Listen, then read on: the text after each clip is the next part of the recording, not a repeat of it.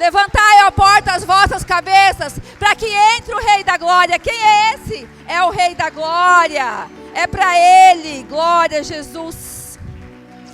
Aleluia. Pode se assentar. Que alegria estar aqui mais uma vez. Acho que eu já sou da casa. Quem aqui me conhece?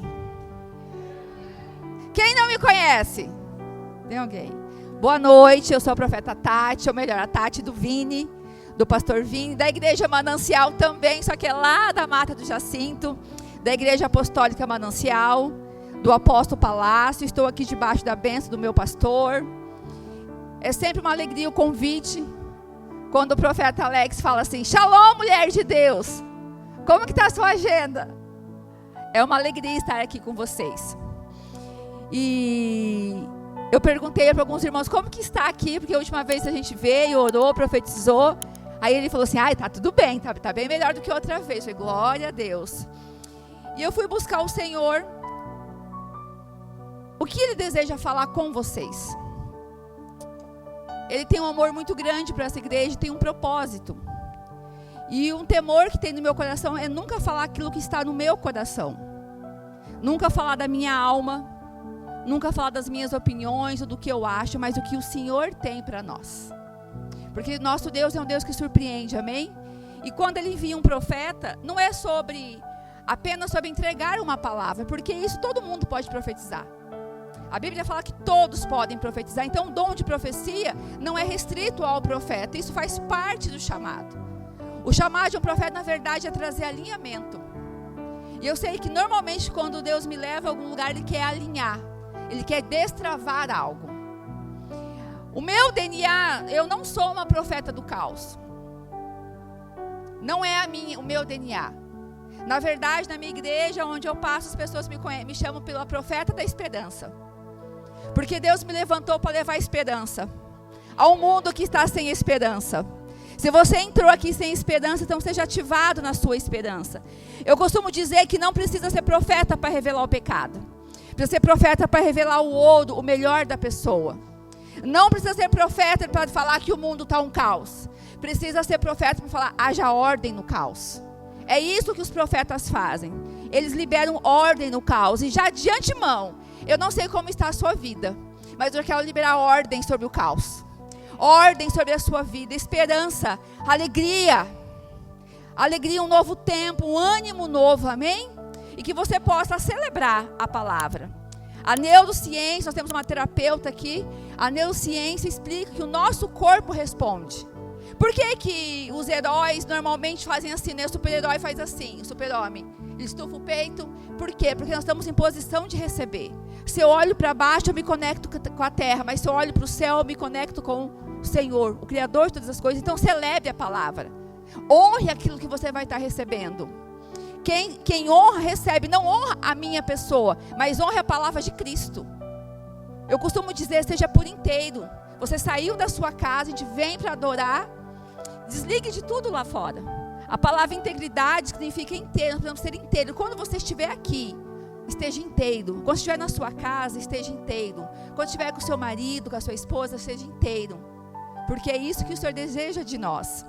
E a palavra que eu tenho para falar para vocês, que eu creio que é o Senhor. Nós vamos falar de José. Quantos conhecem a história de José? Do poço ao palácio. Tem um palácio te esperando. A trajetória da vida de José, do patriarca do povo hebreu, nos inspira a permanecer na fé. José foi um homem que permaneceu na fé, a descansar nas promessas, a descansar naquilo que Deus falou. Aonde os sonhos de Deus em nossa vida não podem morrer. Ei, não deixe o sonho morrer no seu coração, se foi o Senhor que te entregou. E aquele que começou a boa obra, Ele há de aperfeiçoá-la até a vinda de Cristo. Se Ele prometeu, Ele vai cumprir na sua vida. Então, circunstâncias, pessoas, o seu próprio mundo não pode roubar o que Deus tem para você, amém? Seu fim não é o poço, o calabouço, o seu fim é o palácio. Nós precisamos entender isso. E eu gostaria que você abrisse Gênesis 37, a gente vai ler bastante. Que eu quero que vocês entendam a história um pouquinho. Gênesis 37, do 1 em diante. Jacó habitou na terra de Canaã, onde seu pai Isaque tinha vivido como estrangeiro. Esta, portanto, é a história da família de Jacó. Quando José, seu filho, tinha 17 anos, pastoreava os rebanhos de ovelhas e cabras com seus irmãos. Cooperava com os filhos de Bila e os filhos de Zilpa, mulheres de seu pai. Entretanto, José compartilhava com seu pai sobre a má fama de seus irmãos. Israel amava mais a José do que a todos os seus outros filhos, porque ele era o filho da sua velhice e mandou fazer-lhe uma túnica adornada. Seus irmãos perceberam que seu pai o amava mais do que a todos os outros e odiaram-no, tornaram-se tão invejosos que não conseguiram mais lhe falar de maneira amigável. Ora, José teve um sonho e o contou a seus irmãos, que passaram a nutrir ainda mais raiva dele. José lhes havia dito: ouve o sonho que tive. Pareceu-me que estávamos atando feixes nos campos, e eis que meu feixe se levantou e ficou em pé, e os vossos feixes o rodearam e se prostraram diante do meu feixe. Seus irmãos lhe indagaram: queres acaso governar-nos como rei ou dominar-nos como senhor? E eles odiaram ainda mais por causa de seus sonhos e de suas intenções. Depois José teve ainda um outro sonho e contou deste modo seus irmãos: tive ainda outro sonho. Desta vez o sol, a lua e 11 estrelas se curvaram diante de mim. Assim que narrou o sonho a seu pai e seus irmãos, o pai repreendeu com essas palavras: que sonho foi esse que tiveste? Iríamos todos, então eu, a mãe de teus irmãos e cada um deles, prostrar-nos rosto em terra diante da tua presença? No mesmo instante, seus irmãos arderam em ciúmes deles, e seu pai, contudo, passou a refletir sobre o que veria. Aconteceu que os irmãos de José vinham saído, levando as ovelhas e as cabras de seu pai, até os pastos que ficavam próximos da cidade de Siquém. Então Israel perguntou a José: não apacentam teus irmãos nossos rebanhos em Siquém? Vem enviar-te a eles. E ele prontamente respondeu: eis-me aqui. E prosseguiu Jacó: vai então ver com os teus irmãos e esses rebanhos, e traze-me notícias. Ele o enviou quando estava no vale de Hebrom, mas José se perdeu quando estava próximo de Siquém. Um homem encontrou vagueando pelos campos e lhe indagou: que procuras? E ele respondeu: procuro meus irmãos, indica-me por favor onde costumam apacentar os rebanhos. Então o homem informou-lhe: eles levantaram o acampamento daqui, e eu os ouvi dizer: vamos para Dotã. Assim José partiu à procura de seus irmãos e os encontrou em Dotã. Eles o viram de longe, e antes que pudessem chegar mais perto, tramaram a sua morte e combinaram entre si: eis que vem se aproximando aquele sonhador. Vinde, matemo-lo, joguemo-lo numa cisterna qualquer. Diremos que um animal feroz o devorou. Veremos o que acontecerá com os teus sonhos. Todavia, Rúben, ouvindo isso, salvou de suas mãos e propôs aos irmãos: não lhe tiremos a vida. Afirmou Rúben: não derrameis sangue humano. Lançai-o neste poço aqui no deserto, mas não ponhais a mão sobre ele para o ferir. Eles somente disseram assim para livrar José das mãos deles e, assim que possível, restituí-lo a seu pai. Então, quando José chegou junto deles, despojaram de sua túnica, a túnica de mangas longas e adornada que ele vestia. Arremessaram contra ele e o lançaram na cisterna. Era um poço vazio e sem água. Depois sentaram-se para comer. Entretanto, ao erguerem os olhos, eis que viram uma caravana de ismaelitas que vinha de Gileade. Seus camelos vinham carregados de especiarias, bálsamo e mirra, que estavam transportando para o Egito. Então sugeriu Judá a seus irmãos: de que nos aproveita matar nosso irmão e escondermos seu sangue? Vinde, vendamo-los aos ismaelitas, mas não ponhamos a mão sobre ele. É nosso irmão, da mesma carne que nós. E seus irmãos o ouviram. E quando passaram os mercadores ismaelitas, eles retiraram José da cisterna. Venderam José aos ismaelitas por 20 peças de prata. E esses o levaram para o Egito. Entre mentes, quando Rúben tornou a cisterna, eis que José não estava mais ali.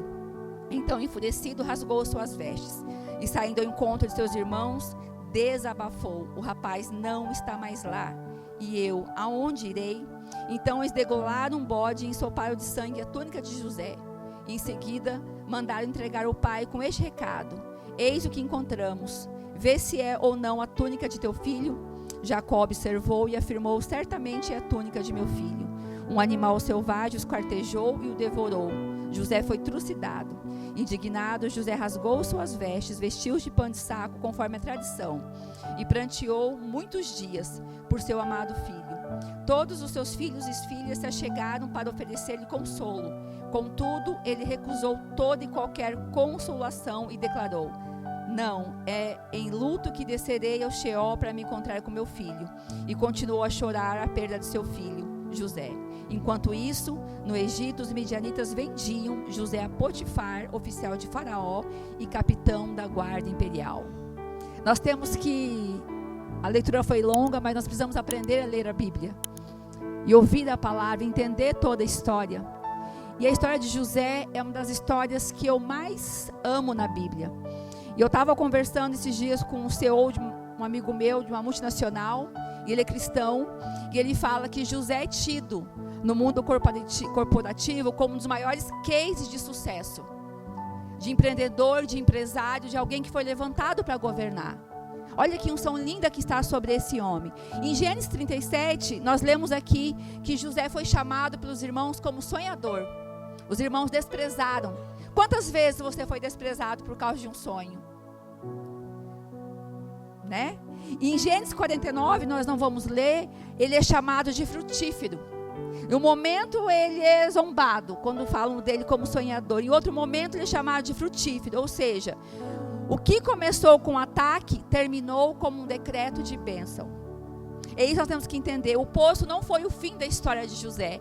Foi apenas o início do cumprimento de uma promessa. Nós temos que mudar a nossa forma de enxergar a vida. Não importa a situação que você está hoje, não importa o que você viveu como empresário na sua família, o seu casamento, eu estou aqui para te falar que nós temos um Deus que restaura todas as coisas. Um Deus que do nada faz tudo, um Deus que ressuscita, um Deus que libera. E eu ouso declarar que essa noite será uma noite de liberações, amém? E o que eu aprendo com José, o ataque ao sonho, nós vimos aqui, ele era um sonhador. Eu lembro que quando eu cheguei na Manancial, há 17 anos atrás, eu tive uma visão. Imagina, se hoje o meio profético é difícil, imagina 17 anos atrás. E eu nunca tinha colocado os pés numa igreja evangélica. Eu não tinha, porque eu odiava crente. Então, esses crentes ficam gritando, achando que Deus é surdo. Eu sou a que mais grito hoje. E aí eu cheguei na igreja, no segundo mês que eu estava, eu tive uma visão. Eu ajoelhada no altar e o apóstolo me ungindo profeta. E eu comecei a falar, isso era muito raro. Se hoje já tem preconceito, imagina 17 anos atrás. E eu lembro que alguns amigos e até o meu esposo riram. Como assim? Chegou, já quer ser profeta? Eu falei, não quero nada. Eu nem sei o que é. Eu só vi e falei, recebo. Quantas vezes você fala de um sonho de uma casa ou de casar e o inimigo levanta, mas você casar? Mas o seu casamento, o seu marido? Por quê? Porque a função do inimigo é atacar nosso sonho. Eles disseram, eis que vem um sonhador. Os próprios irmãos. E aqui não era só inveja. É uma tentativa de matar o futuro antes dele nascer. O inimigo muitas vezes deseja matar o futuro antes de nascer. Com palavras, com rótulos. O inimigo não luta contra quem você é hoje. Ele luta contra quem você vai se tornar. Muda tudo quando a gente enxerga isso. José ainda não era governador, mas já carregava um destino de governo. Ele já era ameaçador. O inimigo já sabia o que esse homem ia se tornar. Sabe essa luta que você está enfrentando? É porque ele sabe naquilo que Deus vai transformar em você. Quando a gente muda a forma de enxergar, muda tudo. Isso revela que o inimigo não luta com quem você é hoje, mas com quem você vai se tornar. E nós temos uma escola de profetas, inclusive no mês de maio nós vamos ter a escola de profetas, e a gente ensina muitos exercícios. E eu quero aqui deixar uma dica, pergunta para Deus, como será o seu futuro daqui 5 anos? Fala, Deus, eu quero me ver daqui 5 anos, daqui 10 anos. Começa a ativar esse sonho, essa visão daquilo que Deus tem para você. Tem gente aqui sendo atacada não pelo que vive, mas pelo que carrega. Muitos de vocês estão sentados aí, estão sendo atacados, não pelo que vocês estão vivendo, mas por aquilo que vocês carregam. E eu tenho dito, aonde eu vou, ei, eu e você, carregamos o maior poder que o mundo já experimentou e vai experimentar, que é o Espírito Santo. Então nós podemos todas as coisas naquele que nos fortalece. Não é na força do nosso braço, mas é naquele que te gerou, naquele que te deu os dias, naquele que te trouxe até aqui. E todo sonho atrai resistência. Tem alguém vivendo resistência aqui ou só eu? Todo sonho atrai resistência.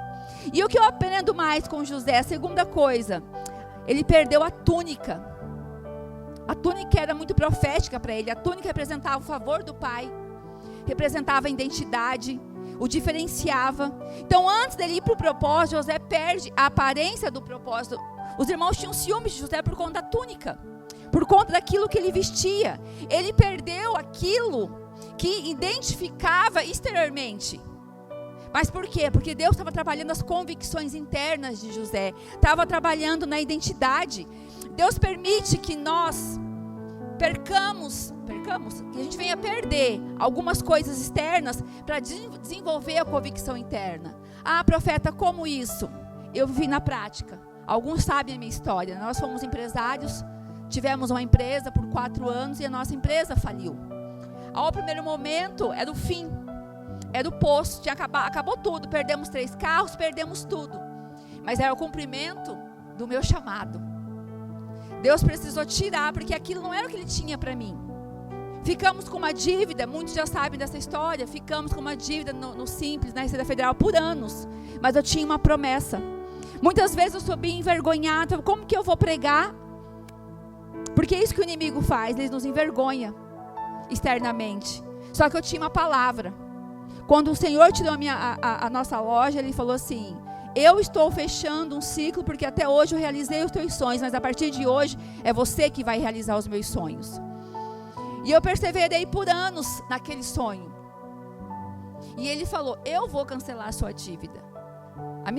A nossa dívida estava em 100 e poucos mil, 180. Humanamente eu não teria condições de pagar. E segundo o meu advogado, essa dívida a Receita Federal não quitaria, porque ela não cancela, porque é muito alto o valor. Não teria por que caducar, digamos assim, por conta do valor. Mas eu falei: mas eu tenho uma promessa. Porque eu não fiz de propósito. A minha dívida era porque eu registrava e fazia todos os impostos, tudo certinho. E porque tinha um propósito maior. E quando foi o ano passado, eu fiz uma oferta de remissão, de sacrifício, de entrega. Eu ofertei uns brincos que eu tinha herdado da minha mãe, a única joia dela que ela usou por anos, quando ela faleceu. E eu falei: vou fazer essa oferta de resgate. Eu entreguei para minha pastora. Falei assim: porque eu quero resgatar essa dívida. Eu não quero mais dever nada, chega. E aí o ano passado, meu advogado me chamou. Ele é católico, fervoroso. Ele falou assim: o teu Deus é poderoso mesmo. Nós entramos com ação na justiça, pedindo um termo lá. A minha dívida já tinha entrado em tipo cancelamento, é um termo jurídico que eles usam. E ele pegou e falou assim para mim: o fisco pediu para recorrer porque não tinha dado prazo. O juiz nunca dá vitória para o fisco, porque a Receita Federal sempre ganha. Mas no seu caso, o juiz falou assim: está cancelada a dívida dela. E eu ouvi da boca do advogado, falou assim: você está habilitada a receber herança. E eu estou aqui para falar que você está habilitado a receber a sua herança. Que você está habilitado a viver um novo tempo na sua vida, porque esse é o nosso Deus, amém? Então Deus permite que a gente perca algumas coisas, para Ele trabalhar a nossa identidade. Ei, o que Deus colocou em você é maior do que tiraram de você. Eu não sei o que tiraram de você. Eu não sei o que você perdeu. Mas o que Deus colocou em você é muito maior do que isso. O que eu aprendo também com José, o poço, nós lemos aqui, né? O lugar de transição. Eu costumo dizer que o poço é o lugar de formação. Alguém já chegou no fundo do poço ou está vivendo esse momento? Eu já estive no fundo do poço. E eu descobri, na prática, que quando chega no fundo do poço, não tem mais para onde você ir. O único lugar é subir, é sair do poço. Se você está no fundo do poço, eu tenho uma boa notícia. A partir de hoje, você vai subir a escalada e vai sair desse poço, amém? Porque é isso que nosso Deus faz. Aplauda o Senhor.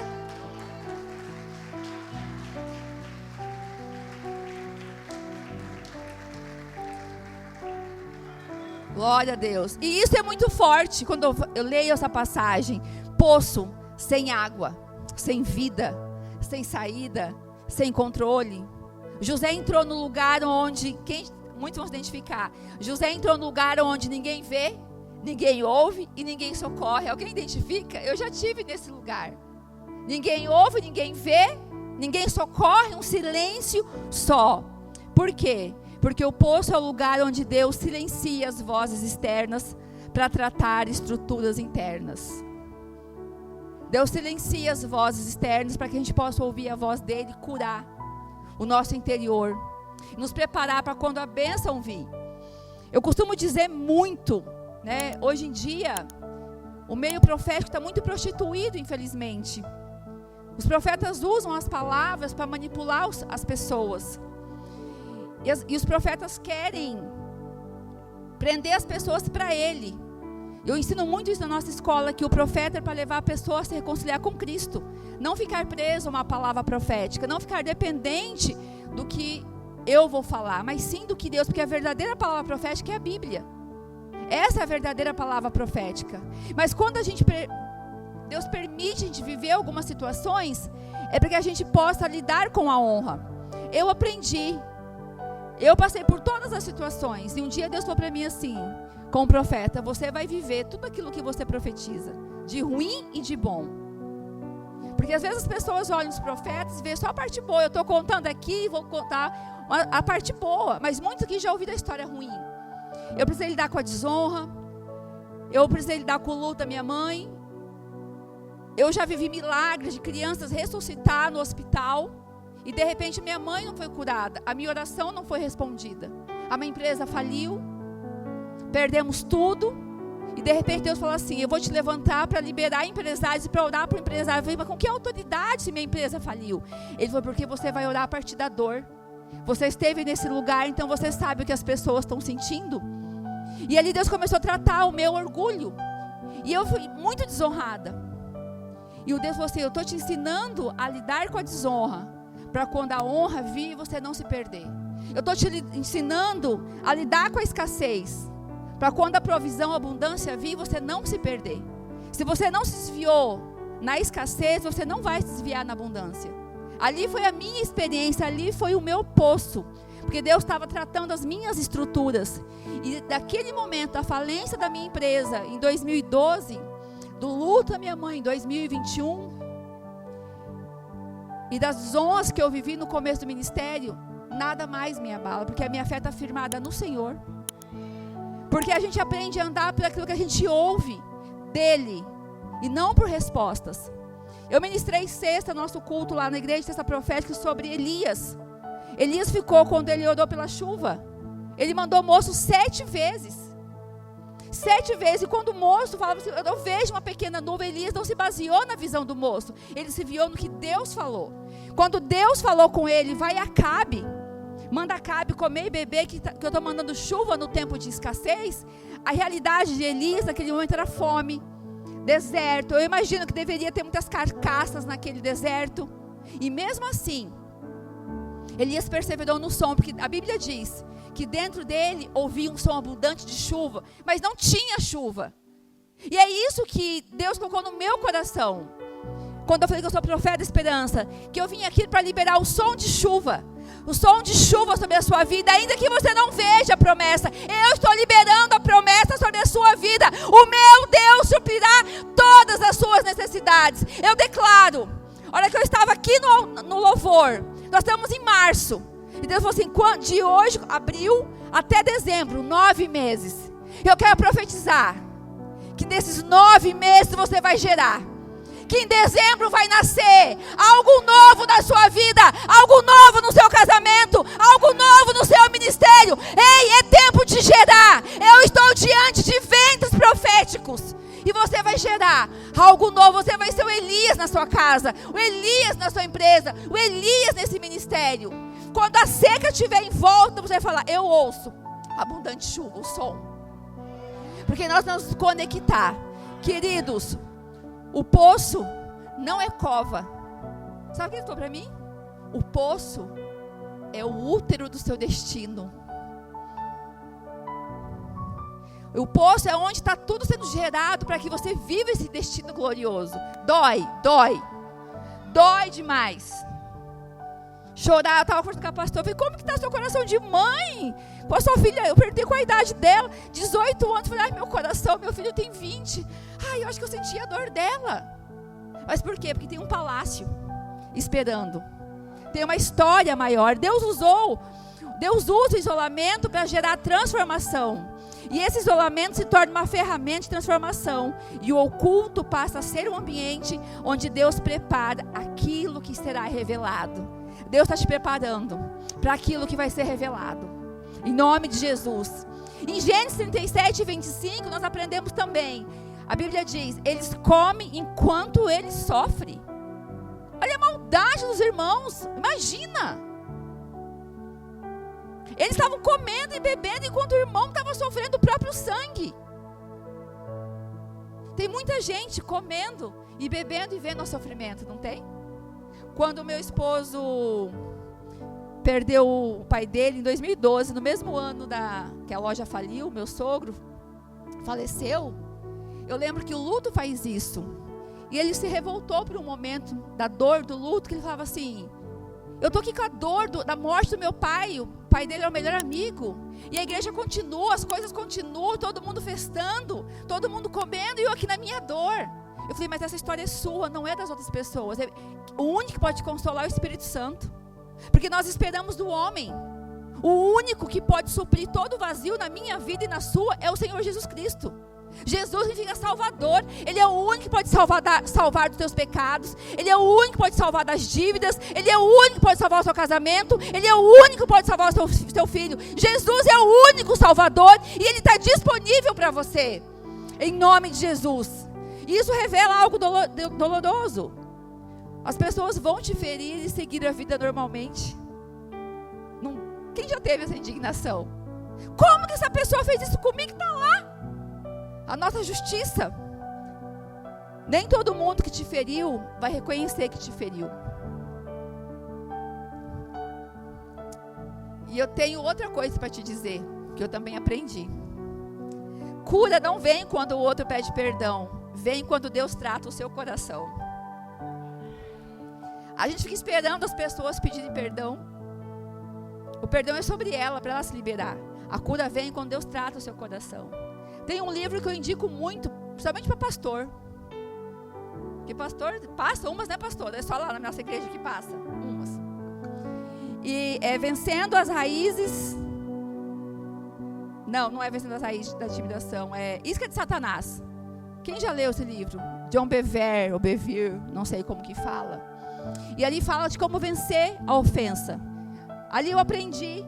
Imagina que isso aqui é um copo de veneno, ok? Aí você está me dando um copo de veneno, você está me ferindo. A ofensa é como um copo de veneno. Só que o direito, a decisão de tomar esse copo é minha. Eu decido se vou ficar ofendido ou não. Você me dá o copo de veneno, você me ofende, mas eu decido se eu vou me ofender ou não. Quando você entende isso, quando alguém te ofende, eu já falo, Senhor, eu libero. Já nem deixo entrar no meu coração. Porque nós precisamos ser pessoas desprendidas, liberadas, leves, em nome de Jesus.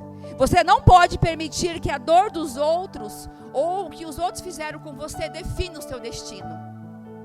Você e eu, o ser humano, temos a tendência a falar, eu vivi isso por causa do meu pai, por causa da minha mãe, por causa do meu marido. Não, a gente não pode deixar que essas pessoas que fizeram conosco venham interferir no meu destino. Porque quem me deu o destino foi Jesus Cristo, foi o meu Salvador. Ele me criou de uma forma assombrosa. Ele te criou de uma forma assombrosa. Isso muda tudo. Outra coisa que nós vemos com José. Olha que história. Alguém identifica? Venderam José. Quando a dor vira propósito. Gênesis 37, 28. A Bíblia diz que eles venderam José. Eu acho que esse foi o momento mais difícil, talvez. E o que parecia perda era movimento profético. Sabe essa situação que você está vivendo? Você não está perdendo nada, é movimento profético. É o Senhor agitando as águas da sua vida. Eu estou tendo uma visão agora exatamente de um barco no meio de uma tempestade. Aquelas ondas, quem já foi no mar sabe que as ondas são gigantescas. E muitos de vocês estão nesse mar, no meio da tempestade. Mas eu tenho algo para te dizer. Jesus está no teu barco. E você vai chegar do outro lado. E Jesus está dormindo. Ou seja, descansa. Descansa. Entregue o barco da sua vida para Jesus.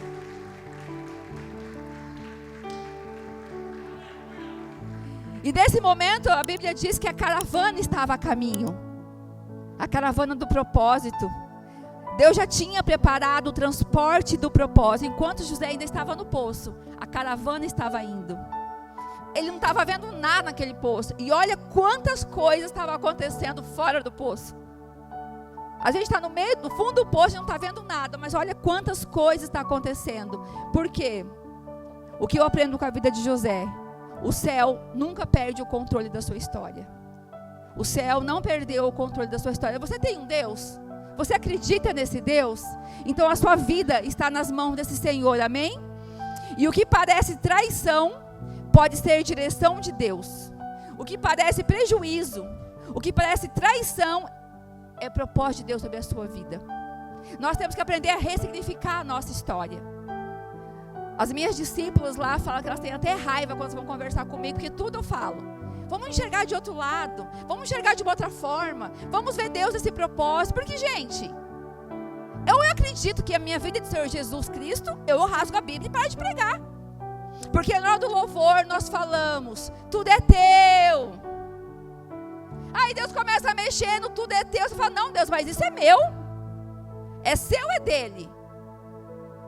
É por ele que estou gastando os meus dias. Aí Deus dá uma puxadinha. Ai Deus, misericórdia, não vou mais nem na igreja, não vou mais nem orar. Será? Nós temos que cuidar aquilo que a gente canta, aquilo que a gente fala.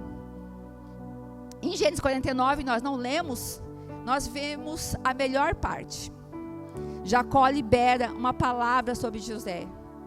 Por fim, José, depois de tudo isso, e a Bíblia fala que ele vai para o palácio, que ele se torna o segundo homem mais importante. Ele recebe uma bênção do pai dele. Anos depois, Jacó começa a abençoar o destino de José, chamando José de uma árvore frutífera junto à fonte.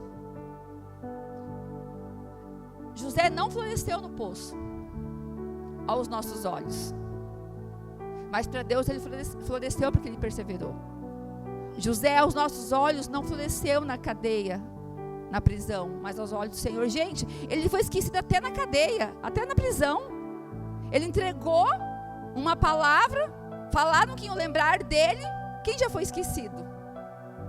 Uma vez, bem no começo da nossa conversão, eu fiz um café, uma mesa posta. A gente sabe que mesa posta é caro hoje em dia, né? Naquela época já não era tão caro. Para o meu pastor, apóstolo, ele tem TDAH, gente. Você tá eu falo para todo mundo que chega, vai devagar, não é de maldade. Ele está aqui conversando comigo, ele sai.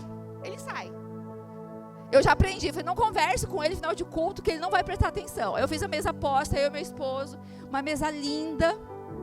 Deu 4, deu 5, deu 6. Liguei e falei, apóstolo, oi minha filha, tudo bem? Onde você está? Eu estou aqui no mercado tal. Falei, nós tínhamos um café. Ele ficou desesperado. Falei, apóstolo, está tudo bem.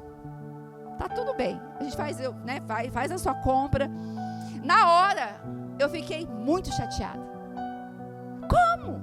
Que consideração que esse pastor tem? E Deus falou assim, se você está ficando irada por causa dele, você não está preparada para o mundo. Já entendi. Vocês entendem? São as pequenas coisas. Como que você reage ao não de Deus? Como que você reage quando você é esquecido? Como que você reage quando não te chamam para a festa? Eu tive uma discípula que no final do ano, há muitos anos atrás, dia 4 de dezembro, é o aniversário do meu apóstolo e de uma outra discípula minha.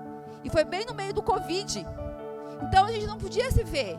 Eu fiz uma janta só para o apóstolo e para a minha discípula, que os dois eram 4 de dezembro. Não podia ter muita gente, só comemorou ali entre nós. E eu postei, porque eu sou a Maria das fotos. Eu gosto de postar foto, eu gosto. A minha discípula, uma outra, me ligou brava, saiu do grupo, porque eu não chamei ela. Eu falei, irmã, vai se converter, vai.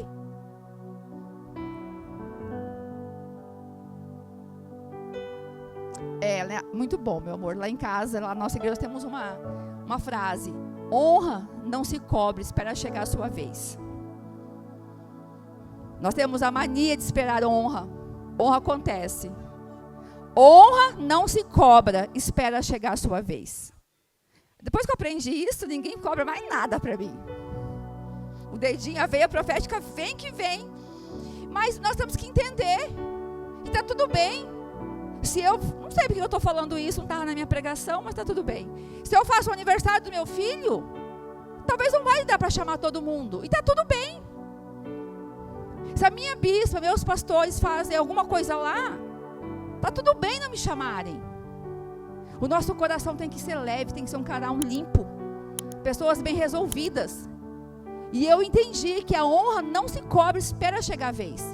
E eu entendi muito mais, não vou contar aqui os testemunhos, todas as vezes que eu passo por uma humilhação financeiramente, ministerial, seja o que for, se eu ficar caladinha, lá na frente Deus vai me exaltar. Então eu não questiono, eu não retruco, e Deus está tudo bem. Sabe por quê? Eu aprendi. O que me incomoda no outro tem mais a ver comigo do que o outro. Se aquilo ali está me incomodando, então eu tenho que ir para o meu quarto e tratar o meu coração. Deus, por que eu fiquei com implicância daquela pessoa que foi para pregar? Por que eu fiquei mal porque eu não fui chamada? Senhor, limpa meu coração de inveja. Ei, pecado tem nome. Nós temos a tendência a falar, Senhor, perdoa os nossos pecados. Pecado tem nome. Há uns anos atrás, pouco tempo atrás, há uns 5 anos atrás, eu tive uma crise de inveja. Nossa, profeta, a Bíblia fala que Elias era um homem como nós. Nós somos de carne e osso. O que eu não vou ser jamais é hipócrita, falar para vocês que eu não sou vice-querubim, vice-deus, eu tenho sentimentos. E se eu não for para Deus ajoelhar, eu sou um monstro. Lá na igreja eu falo que eu, sem Jesus, sou um monstro no meu quarto. Agora eu tirei, mas tinha uma frase: eu preciso de humildade, porque eu não sou flor que se cheire. Se o Espírito Santo não governar a minha vida, Jeza governa. Porque uma mulher sem o Espírito Santo, quem vai ser governada por Jezabel? E ele sabe bem, ele que destronou Jezabel na minha vida, verdade. Que Jezabel perdia para mim. Eu era o cão chupando manga. Sabe como que Jezabel foi destronada? Curte casais, né? Podemos fazer de novo. Casados para sempre. No começo da nossa conversão, eu achando. Porque eu falava, ele é muito parado. Cadê? Eu quero que você leia a Bíblia. Eu quero ver se você não ora. Ele falou, mas eu tenho que ler a Bíblia na sua frente. Eu falei, tem. E aí a gente mata os nossos maridos. E aí eu tô lá, enlouquecida. Tivemos uma discussão por conta da loja. A gente brigava muito por conta da loja. E ele falou assim pra mim, no meio da briga, nós estávamos, acho que 2º ano de convertida, no sofá. Eu boquejando e eu sou gritona. Ele falou assim, senta aí, cala sua boca, só levanta quando eu mandar. Gente, o feminismo, a ira. Eu falei, tá achando que eu sou uma cachorra? Mas você que tá falando com um cachorrinho, senta aí, pá, pá. E o pior, que eu não conseguia me mexer, eu fiquei, mas eu tava com ódio, mas alguma coisa falava assim, senta aí. Eu falei, mas eu vou xingar, a minha vontade é voar no pescoço dele. Como que ele manda eu sentar, só vou levantar? Ele não é propriedade, eu não sou propriedade dele. Eu vou lá na cozinha, você só vai levantar quando eu mandar. Se algum marido fizer isso, as mulheres é demoninho hoje. Demonia. Aí ele levantou, aí ele veio, pode levantar. Cara, eu me senti por um cachorrinho, eu levantei, só faltou abanar o rabinho. Aí a gente foi lá para o apóstolo, os dois, porque a gente corria para o pastor. Queridos, o discipulado funciona. Nós só estamos, o ano que vem a gente faz 25 anos de casados. Estamos vivendo o melhor tempo do nosso casamento, por conta de um discipulado. Tudo mudou. E a gente corria para o nosso pastor. Nós não temos segredos para o nosso pastor. Sempre. Ele foi liberto de pornografia, eu fui liberto de pornografia, ele teve que queimar o CD. Foi um fiado. A gente deu trabalho para o nosso pastor, por isso que a gente é fiel. A gente foi a ovelha que mais deu BO naquela igreja. Mas também hoje somos os que mais dá alegria. Amém? E aí nós chegamos lá e eu dona de si, porque ele sempre foi pacato, porque eu falava que ele era tonto, né? Sonso. E eu falei, apóstolo, olha o que ele fez. Mandou ficar quieta, eu boquejando, mandou ficar quieta, me tratou igual um cadelo, uma cachorra, porque isso. Alguma mulher identifica essa história aqui? Não precisa levantar a mão. Aí o meu pastor, cara, que raiva, chegou, olhou para mim assim, então minha filha, ele está certo, porque hoje Isabel foi destronada na sua vida.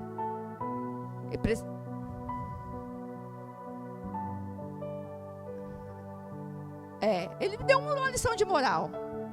Eu pus o rabinho entre as pernas. Daquele dia nasceu uma mulher sábia. Naquele dia nasceu uma mulher submissa. Naquele dia nasceu uma mulher que olha para ele e fala assim, ele é um sacerdote. E hoje eu costumo dizer, eu só posso viver o meu chamado com alegria, porque eu tenho 2 vozes proféticas que dão destinos para a minha vida fora de Jesus, do meu marido e do meu pastor. Nós precisamos ter esse diálogo. E eu não sei por que eu estava falando isso, não tinha nada a ver. Mas enfim, voltando para a palavra. Voltando para José. Vamos ler lá a bênção de José. Em Gênesis 49, 22 diz assim, José é um ramo frutífero junto à fonte, cujos galhos se estendem sobre o muro. Os flecheiros lhe deram amargura. O flechário perseguiram, ou seja, José foi amargurado, foi perseguido. O seu arco, porém, permanece firme, e os seus braços foram fortalecidos pelas mãos do poderoso de Jacó, o pastor, o rochedo de Israel.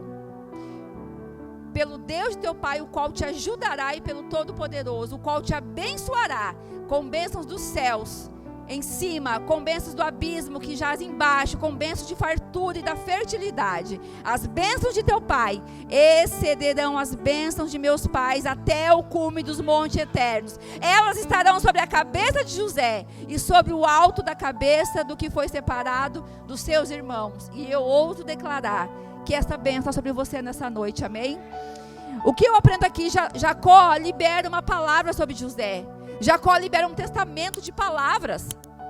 Quantos sabem que a vida ou a morte estão na nossa boca? Lá em casa, eu não posso mais nem brincar. Vocês pensam que vida de profeta é fácil? Não é.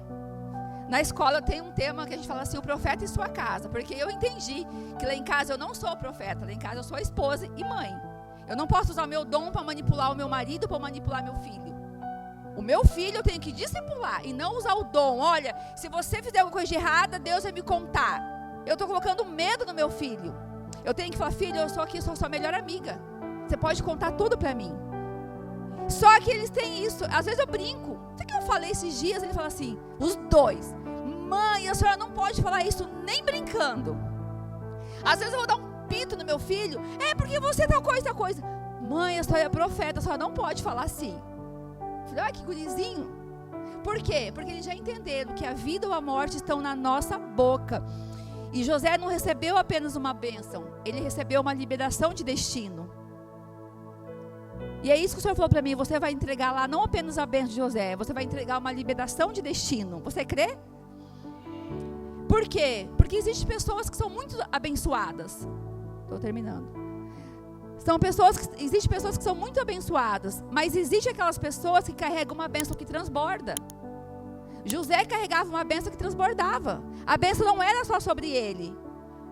E mesmo assim, José foi rejeitado, traído, esquecido, e a Bíblia fala, José é uma árvore frutífera, plantado junto à fonte.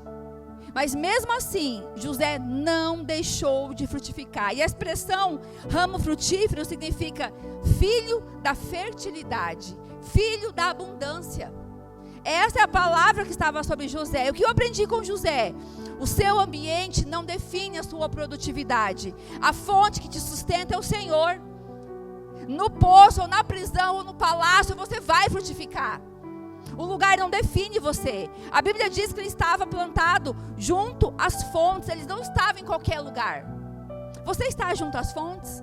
Você está junto a Jesus?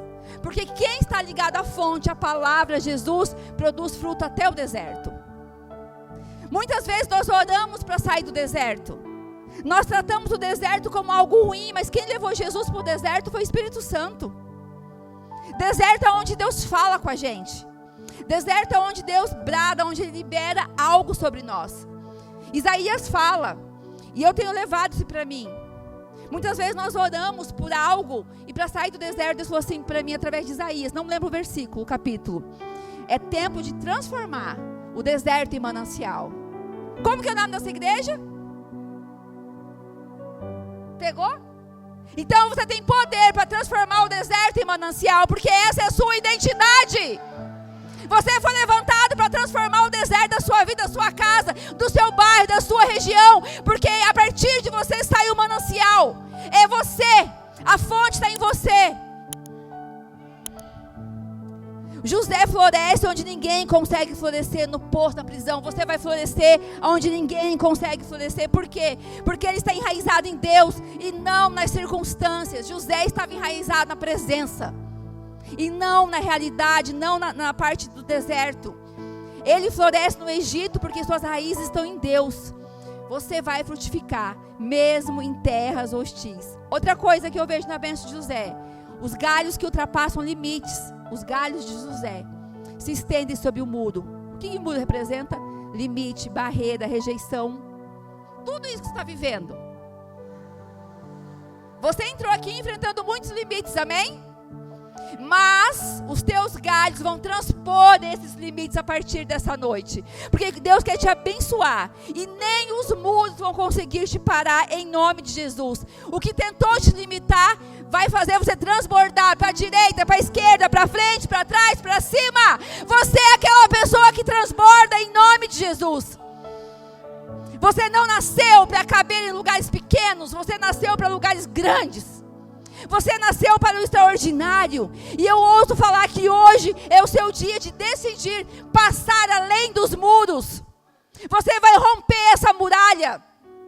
Alguns rabinos dizem que José ultrapassou os muros porque suas bênçãos eram maiores que as feridas. Aqui é um segredo. As bênçãos do Senhor são maiores que as feridas que carregamos. Isso muda tudo. Os ataques, nós lemos aqui que José foi flechado, amargurado, rejeitado, vendido. Não foi isso? Mas o ataque não cancela a promessa. Os ataques que você enfrentou esse mês, esse ano, nos últimos 5 anos, não cancelaram as promessas de Deus sobre a sua vida. Os flecheiros atacaram, tiveram inveja, traição.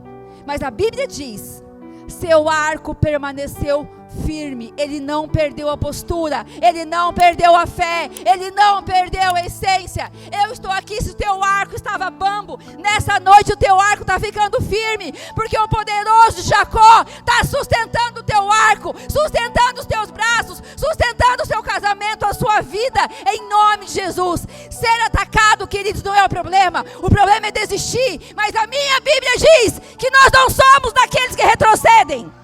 Nós vamos avançar, porque existe um alvo, existe uma promessa, e quem permanece firme vê a promessa e cumprir.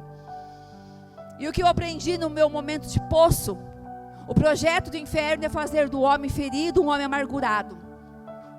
O inferno deseja que nós sejamos homens e mulheres amargurados. Por quê? Porque quando eu e você estamos amargurados, nós perdemos a visão. Perdemos a visão do propósito, do destino, da promessa. Quando nós estamos no meio da dor, da falência, do luto, a gente não consegue ver adiante dos nossos olhos. É por isso que o salmista fala: eleva os meus olhos para o alto, de onde veio o meu socorro. Ei, você tem um ajudador bem presente.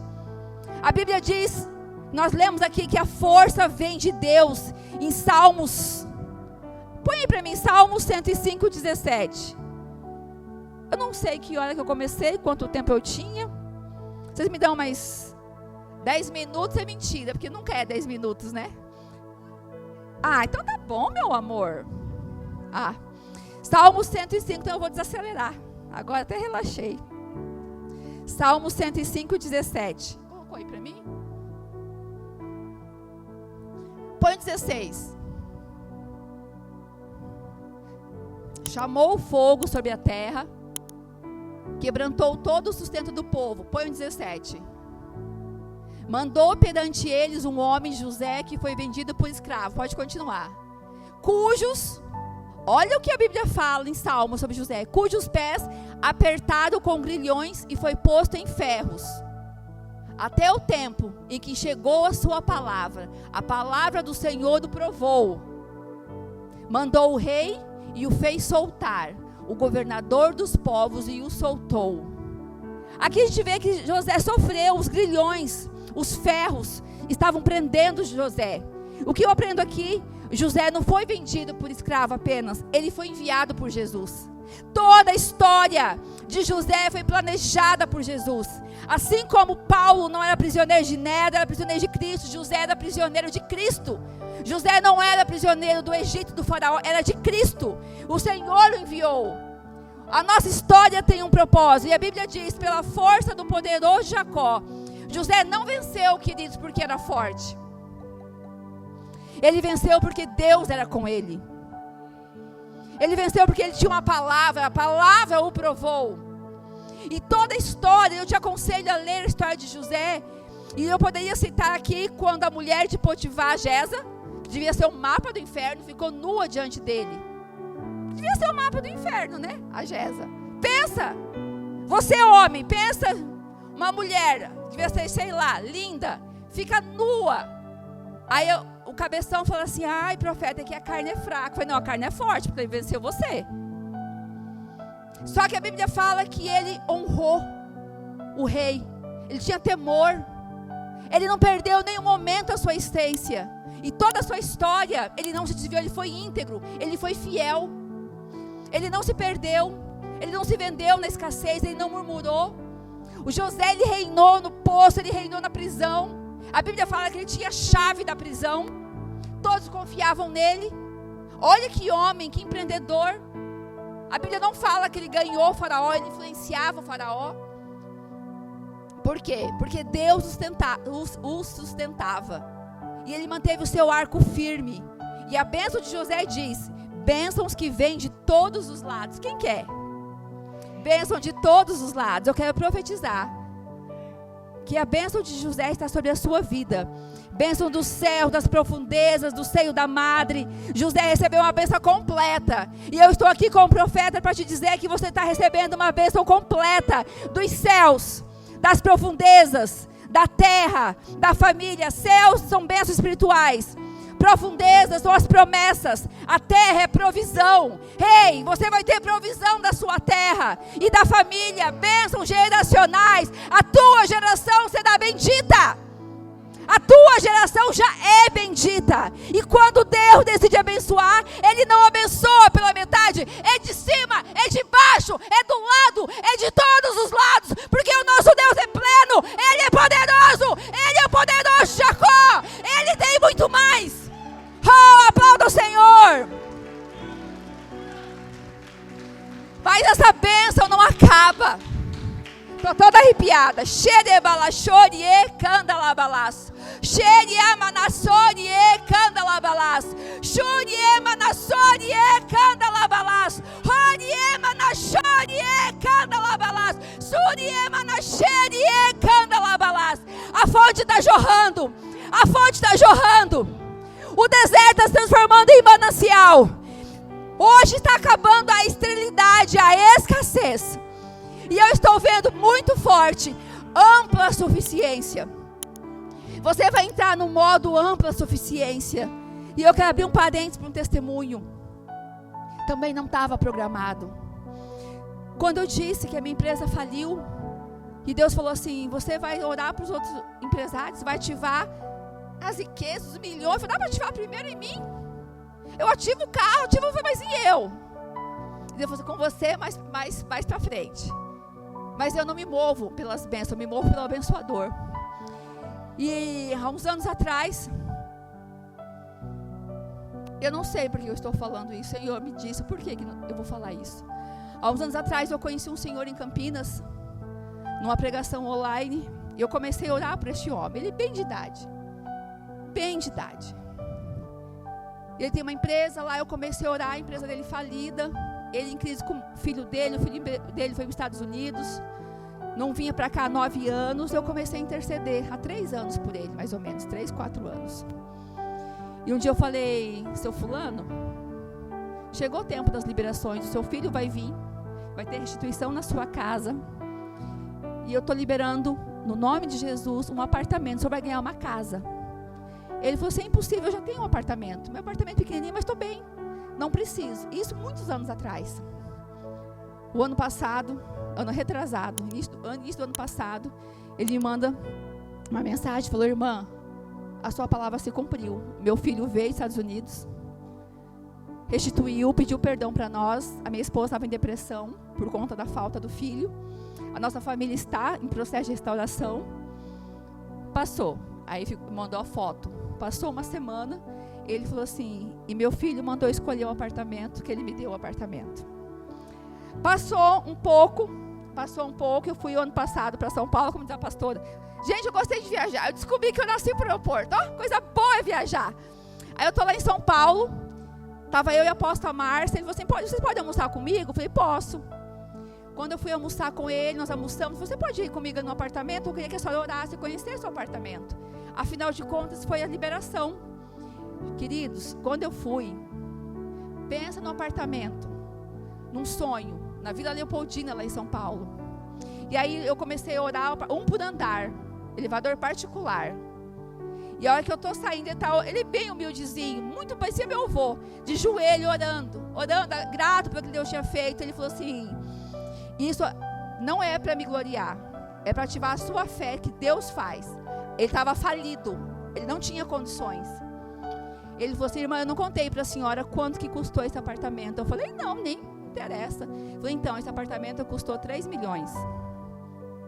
Eu ganhei um apartamento de 3 milhões, nem dos meus melhores sonhos. Ele tem um Celtinha vermelho, que ele falou que ele não entra com o Celtinha, porque não combina com o apartamento. Aí eu falei, quanto que eu falo 9? Eu falei, aproveita e troca as roupas também, que as roupas também não combinam, porque ele, sabe aquele velhinho, bem breguinho assim, as roupas dele? Eu falei, vamos trocar um pouquinho as roupas também, porque não combina com esse apartamento. Por quê? Eu falei, seu fulano, porque estação nova, vestes novas, veste de louvor. Aquelas vestes não combinavam. E eu quero declarar que algumas vestes não combinam com você, porque tem um palácio te esperando. Sim, pela fé eu vou liberar os milhões. Eu vou liberar os milhares, o apartamento, a sua casa. Embora o Deus que nós servimos não é só sobre isso, mas para você ver que Deus é na sua vida. Um outro casal de Campinas, morava de aluguel, apóstolos também, tinham outra casa em outro lugar. Eu fui há 2 anos lá e nós oramos, declaramos casa. A última viagem ele falou assim, vem aqui, eu estou pagando a sua passagem, ainda pagou do meu marido, ida e volta, para você ungir e celebrar conosco que nós compramos a nossa casa. A casa era 2 milhões, 1 milhão e pouco, eles pagaram 1 milhão e 200. Você crê? Você crê? Você que está procurando comprar casa, trocar de casa, financiamentos vão ser liberados, ações da justiça, você que tem ação na justiça, e essa ação está parada, nesse momento, o Senhor está soprando o vento, e está acontecendo uma aceleração. Eu quero declarar que nesses 9 meses, você vai viver o extraordinário. Por quê?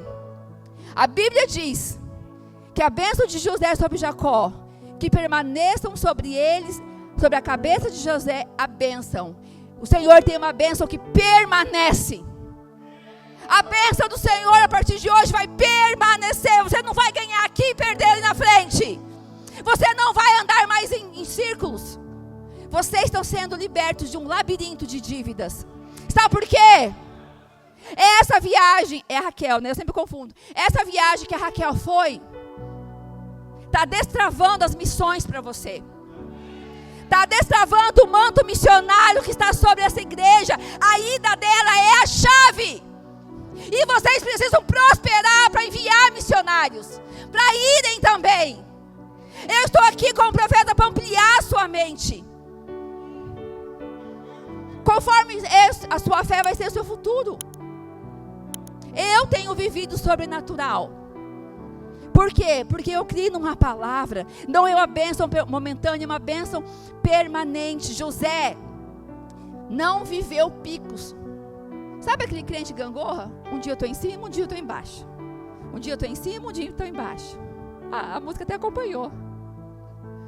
Nós temos que ser constantes na palavra, constantes na promessa. José não viveu de picos, ele viveu de constância de favor. Tem um segredo: você quer ter o favor de Deus? Seja constante. Você quer ter o favor de Deus? Seja constante. Deus não quer só momentos bons, Ele quer te dar uma vida de favor contínuo. Eu quero liberar sobre você um favor contínuo. Por que a gente tem uma mentalidade de pobreza? Que nós temos que estar sempre no deserto, sempre ralado, sempre endividado. Porém, para a gente viver as promessas, temos que cumprir princípios. Eu estou fazendo 25 anos de casado porque nós cumprimos princípios no nosso casamento.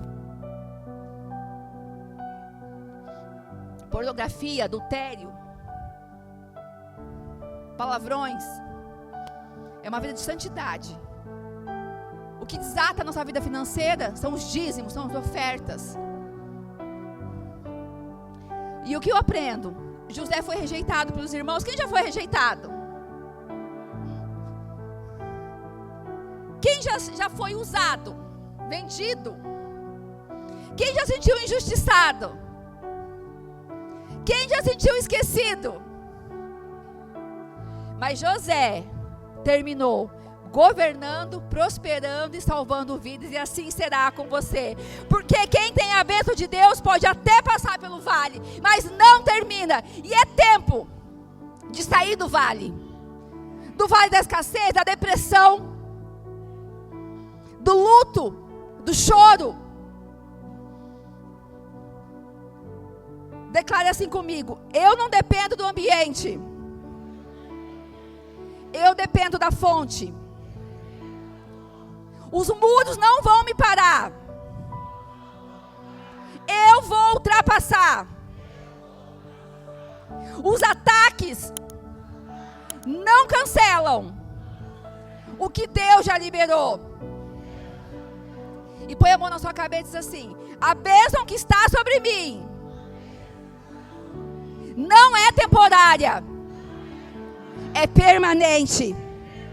Aleluia, você pode aplaudir o Senhor? O poço não vai te parar, a rejeição não vai te definir, o processo não vai te destruir, você vai frutificar onde Deus te plantar. E o decreto final é: você é uma árvore frutífera junto à fonte. O lugar da sua queda não define o lugar de crescimento. O menino do poço se tornou uma árvore frutífera. Tem menino ou menina do poço? Você vai se tornar uma árvore frutífera. O rejeitado se tornou governador. Tem gente rejeitada aqui? Deus está te levantando para governar na sua casa. E quando eu falo governar, não é uma posição.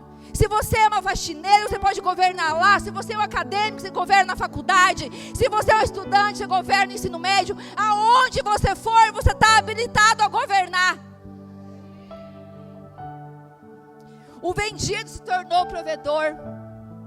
E eu vou declarar: o falido vai se tornar o provedor. O esquecido se tornou indispensável. Ei, você que foi esquecido, você vai se tornar indispensável. E declare mais uma vez: o poço não vai me matar. O processo não vai me destruir. Porque eu sou um ramo frutífero. E Deus está falando com 3 tipos de pessoas nessa noite. Você que está no poço, Deus está te preparando. Tem alguém no poço aqui? Quem está no processo, Deus está te estruturando. E quem está perto do palácio, Deus está te posicionando. Por isso alguns movimentos.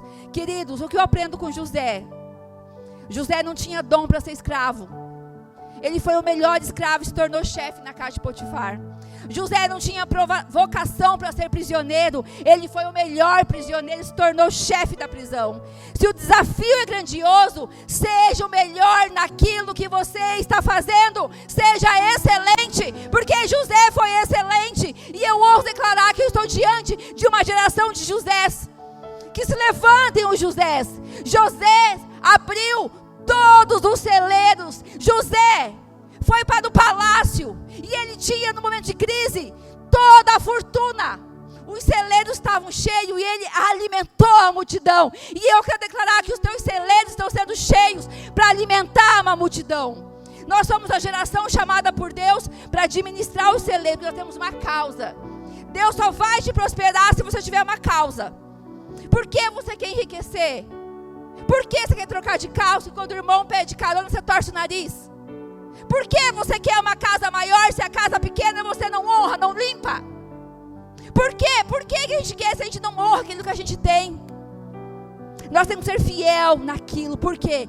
Toda vez que Deus te abençoar, Ele está te dando uma causa. O objetivo de levantar José é porque existia uma causa. Deus precisava levantar alguém para abrir os celeiros. E Deus está te levantando nessa cidade, na sua casa, na sua empresa, para abrir o celeiro.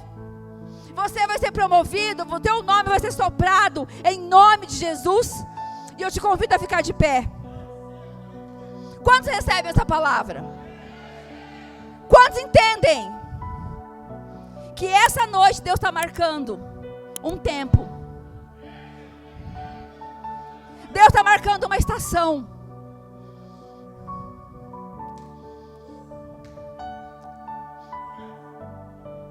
José foi a referência que Deus levantou para alimentar o povo na época de fome. Nós somos bons para falar que o Brasil está um caos. Sabe por que o Brasil está um caos? Para que se levante os Josés, para que se levante os profetas, para que você seja a voz profética. Eu dei um pito, todo mundo, meus discípulos na igreja, eu falei, eu não quero ninguém reclamando de buraco nessa cidade. Só eu que reclamei de buraco? É o assunto do povo.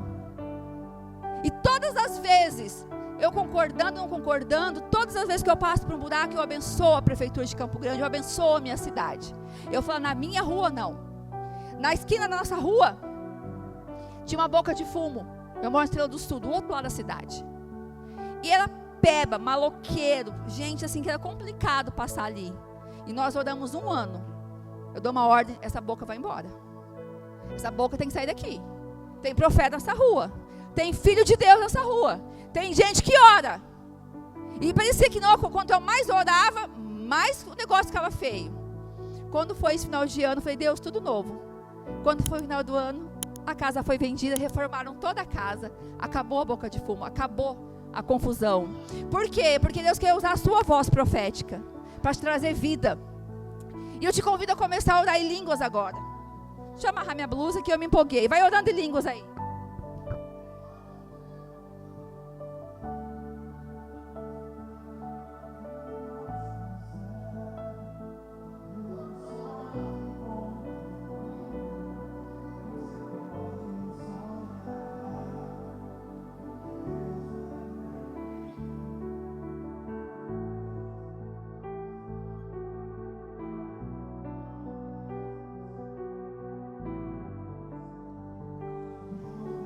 Do poço ao palácio.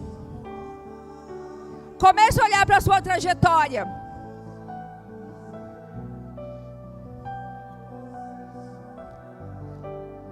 Olhe para as lutas. Olhe para esse momento de dor, para a rejeição.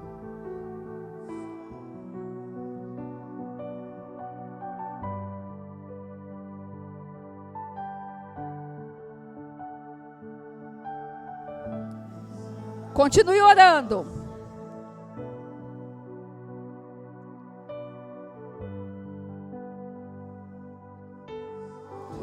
Deus vai realizar os teus sonhos.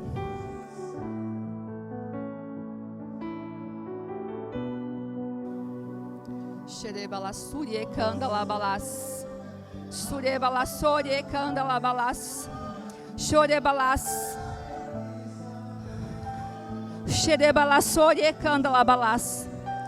Pai, nós nos prostramos diante da Tua presença.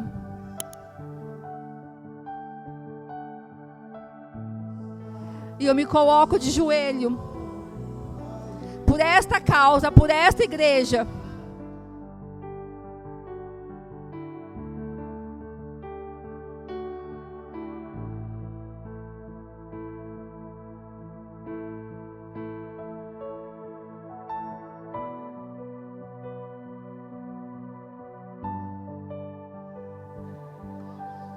Não desista. Senhor, nesse momento, tudo que eu falei, Pai, eu não desejo que aconteça para provar que eu sou profeta. Não é sobre isso. Eu me prostro de joelho nesse altar que é santo, para interceder por essa igreja, por cada filho. Eu sei que cada um aqui está enfrentando uma luta, seja em casamento, financeira, crise de identidade. O poderoso de Jacó, eu oro para que o Senhor faça com cada um aqui o que o Senhor fez com José. Pai, para quem está no poço, que eles sejam fortalecidos. Toca na visão de cada um, Pai, amplia. Eu sei que quando está tudo ruim é difícil crer. Eu sei que é difícil crer diante da enfermidade. É difícil crer diante das dívidas. É difícil crer diante de um divórcio, de um filho nas drogas. Pai, mas que eles possam crer na sua palavra. Que o arco deles possa estar firme nesse momento. Que José seja a inspiração, Pai. E eu estou aqui como Jacó, declarando as bênçãos sobre eles. Declarando que cada um aqui é ramo frutífero. Eu quero declarar que os flecheiros não vão dar amargura sobre vocês. Eu quero declarar que os teus galhos vão além dos muros que você vai expandir. Pai, levanta essa igreja nessa cidade mais que o Senhor já tem levantado. Levanta os empresários. Pai, cura as mulheres que aqui estão de depressão. Cura os maridos que estão em depressão e talvez nem saibam. Restaura casamentos, Pai. Restaura os casamentos que estão em crises. Que no nosso meio não tenha divórcio. Restaura cada ministério dessa igreja. Abençoe a profeta Lucélio, o profeta Alex, a Raquel nos Estados Unidos. Levanta provedores. Pai, que esse manto missionário, que talvez por alguns anos estavam enrolados, eu vejo um Senhor, um anjo desenrolando. O anjo descortinando essa igreja. Como se tivesse uma lona sobre essa igreja. E está vindo um anjo e está tirando essa lona. Está tirando essa lona, mostrando essa igreja para as nações. Pai, levanta pastores, um presbitério, uma liderança firme. Pai, levanta cristãos saudáveis, bem resolvidos. Pai, que cada homem e mulher aqui viva uma experiência contigo. Pai, que cada um possa ouvir a sua voz nessa noite.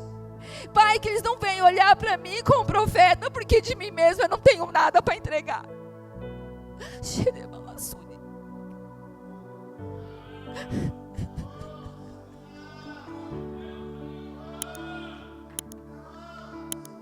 Eu não tenho nem ouro, nem prata, mas o que eu tenho te dou, levanta e anda.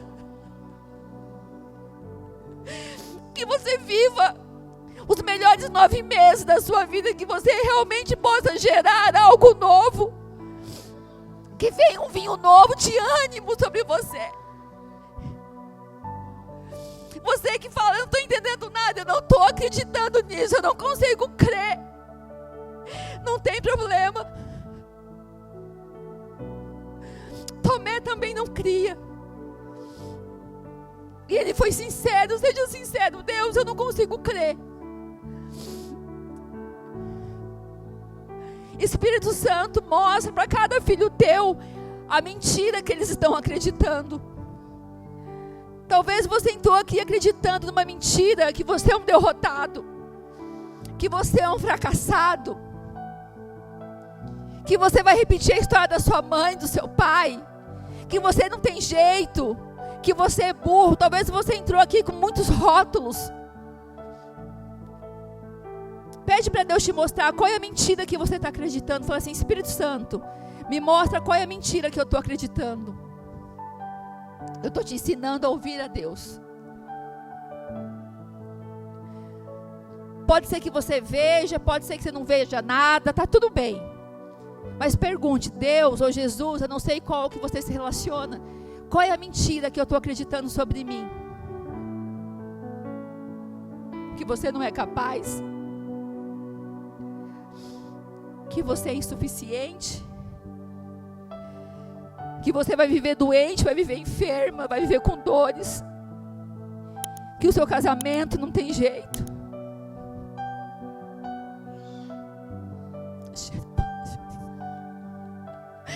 Antes de Deus nos abençoar, Ele quer nos curar. Ele está te curando, Ele está curando o seu coração.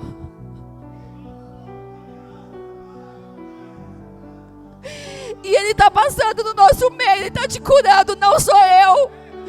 Você não precisa do meu toque, porque eu não tenho poder para te curar.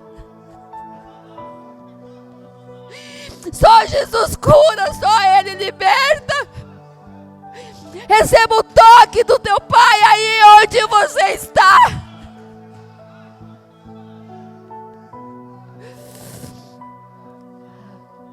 E agora você vai cancelar essa mentira e você vai falar: Deus, qual é a verdade? Se você ouviu que você é um fracassado, pergunta a Deus qual é a verdade. Ele vai te falar que você é um sucesso nele, porque tudo que Ele faz dá certo. Troca essa mentira por uma verdade. Se você ouviu a vida inteira que você é burro, você vai ouvir agora: eu sou inteligente.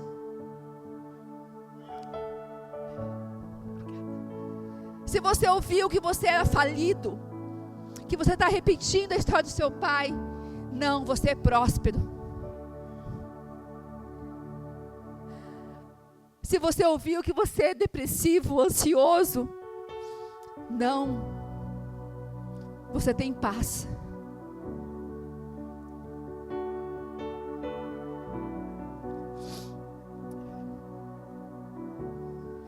Não olhe para mim, fique de olhos fechados. Ouça o que Deus está falando para você. O meu maior desejo é que você possa ouvir a voz de Deus nesse momento. Que Deus confirme no seu coração tudo o que eu falei. Que Deus possa abrir os teus sentidos, os teus ouvidos para ouvir. A sua visão para ver, o teu coração para sentir. O abraço do seu pai. Talvez você não teve um pai. Talvez você não consegue chamar Deus de pai.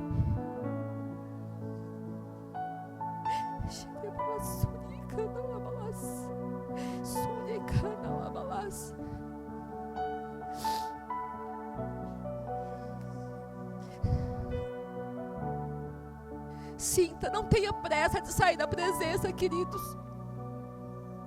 Não perca o tempo da visitação.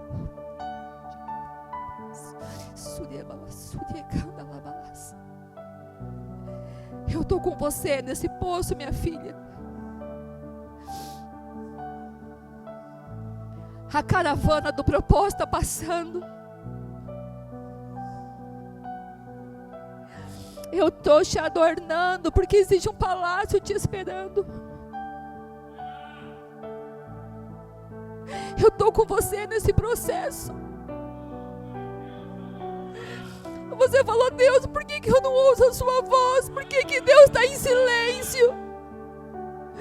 Você que fez um voto com Deus, Deus recebeu o seu voto.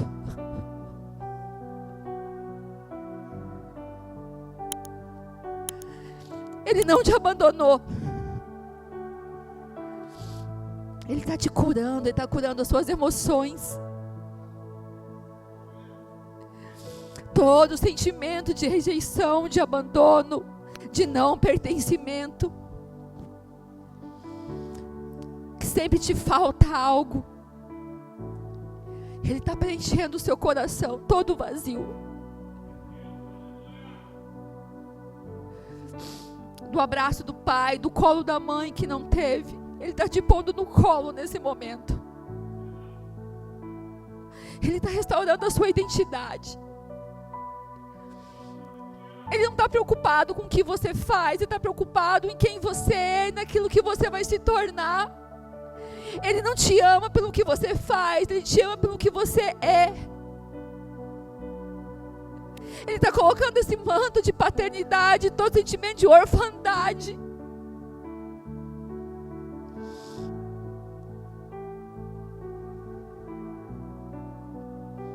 Ouça o que o céu tem para falar sobre o seu futuro.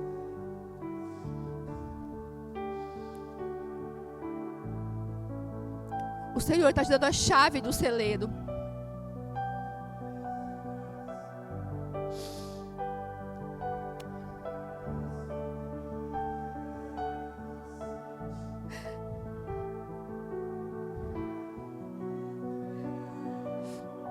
Eu oro para que vocês aqui, para que alguém tenha essa visão que eu estou tendo. Eu vi exatamente bem aqui na frente do chão um trono.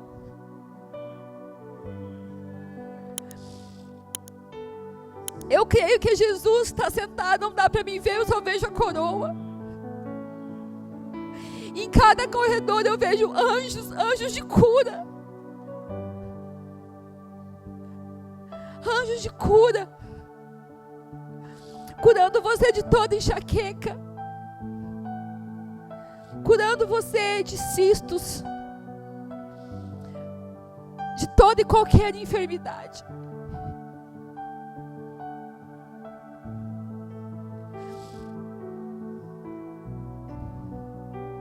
Receba o toque de cura. Você que precisa de cura, erga a sua mão. Ninguém está olhando.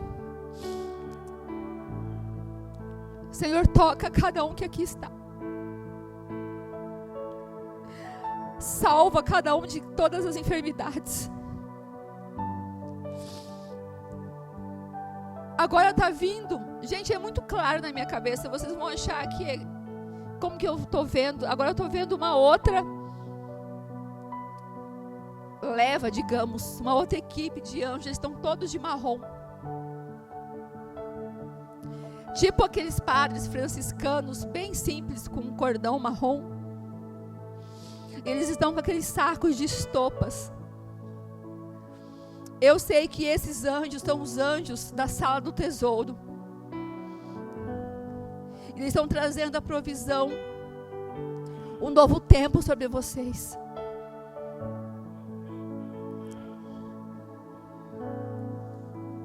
E eles estão semeando, estão entregando pedras preciosas. Um dia eu fui, sim, arrebatada ao terceiro céu numa sala. Deus falou assim, essa é a sala do tesouro. Eu oro para que muitos de vocês nesse momento tenham a visão da sala do tesouro, aonde estão todas as moedas de todos os países, porque essa é uma igreja missionária. Então vocês precisam ter acesso a todos os países, a todas as notas, a todo tipo de dinheiro.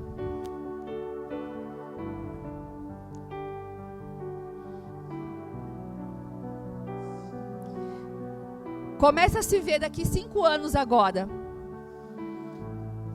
Fala, Deus, como será meu futuro daqui 5 anos? Não olha para mim, fala, Deus, como será minha empresa? O meu casamento, o meu ministério, essa igreja. Como será essa igreja daqui 5 anos?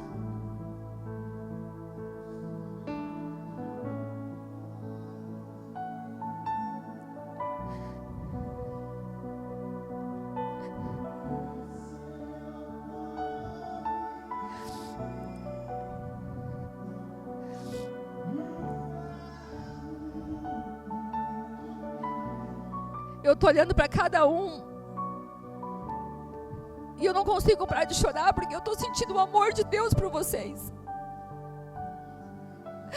Talvez você nunca sentiu o amor de Deus. Talvez você falou, Deus, eu nunca ouvi a sua voz, mas nessa noite. E você que deseja. Não porque eu estou falando de verdade. No meu coração nesse momento não tem vaidade, não tem pretensão nenhuma. Eu quero que vocês conheçam um Deus que é Pai. Um Deus que entregou tudo por você. Eu quero que vocês sintam o Espírito Santo consolando a cada um. Porque eu não tenho consolo para te dar. Eu quero que vocês sintam o Jeová Rafá, aquele que cura. Porque eu não tenho poder para curar.